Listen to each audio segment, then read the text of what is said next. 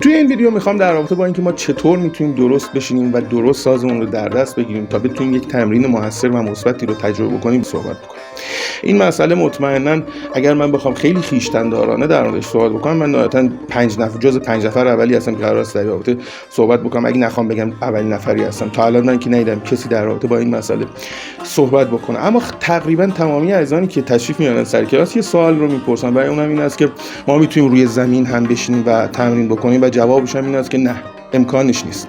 نه اینکه امکان نیست، شما همه کاری میتونید انجام بدید، ولی خب مطمئنا کاری که و راهی که شما رو به سعادت برسونه این نیست. چرا که وقتی که ما قرار هست روی زمین بشینیم، کل فیزیک و زوایای قسمت‌های مختلف ما تغییر میکنه، به هم میخوره و طبیعتاً جای قرار گرفتن ساز هم تغییر پیدا میکنه و مطمئنا باعث میشه که ما دچار اشتباهاتی بشیم. ما وقتی مثلا میخوایم روی زمین بشینیم، دیگه باید توی حالت اصطلاحاً 4 زانو روی زمین بشینیم. وقتی شما میخواید روی زمین توی حالت 4 زانو قرار بگیرید، پای شما توی یک زاویه 45 درجه نسبت به بدن شما قرار میگیره که مطمئنا این زاویه باعث میشه محل قرار گرفتن ساز روی پای شما تغییر پیدا کنه.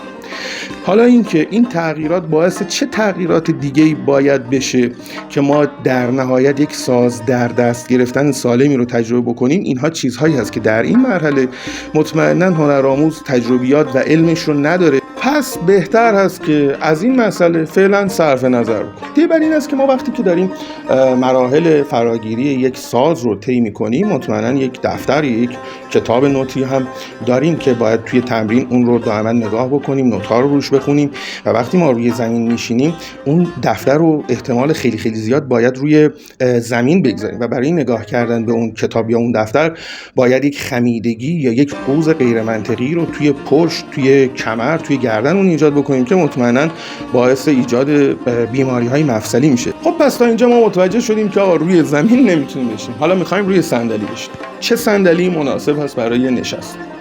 صندلی که 4 تا پایه داشته باشه. مطمئنا میپرسید که مگه کمتر هم داره؟ بله، صندلیایی که صندلیای گردون هستن، ما پشت میزهای کامپیوتر از اونها استفاده میکنیم، اینا صندلیای مناسبی نیستن. گوشه تخت صندلی مناسب نیست. روی مبل راحتی، روی کاناپه، روی مبل سلطنتی جای مناسبی برای تمرین ما نیست. جای مناسب برای تمرین یک صندلی هست که 4 پایه ثابت داشته باشه، کفش گود نباشه مثل صندلیایی که معمولا توی حالا درمانگاه‌ها یا محیط‌های انتظار ازش استفاده میشه، معمولا هم پلاستیکی هست.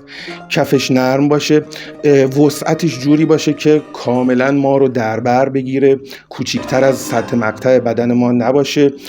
ارتفاع این صندلی نهایتاً بیشتر از 45 سانتی متر یا کمتر از 40 سانتی متر نباشه. یعنی اینکه مثلا ما از صندلی کنار اوپن آشپزخونه نمیتونیم استفاده بکنیم. صندلی ما دسته نداشته باشه ولی پشتی حتما داشته باشه. چرا که ما قرار هست بین تمریناتمون یک قسمت‌های کوتاهی رو به استراحت بپردازیم، بدنمون رو از حالت اسپازم در بیاریم و قرار هست تکیه بدیم و بریم توی پوزیشن رست. برای اینکه ما ساز رو بتونیم درست در دست بگیریم و بتونیم تسلط کامل روی ساز داشته باشیم، ما نباید روی همون صندلی که حالا شرطش رو توضیح دادم خدمتون لم بدیم. باید بیایم جلو، روی نیمه جلوی صندلی قرار بگیریم، تکیه ندیم زمانی که میخوایم تمرین بکنیم و پشت و سر و سینه ما اصطلاحاً کاملا صاف و کشیده باشه که ما بتونیم اون حالت تسلط رو روی ساز پیاده بکنیم.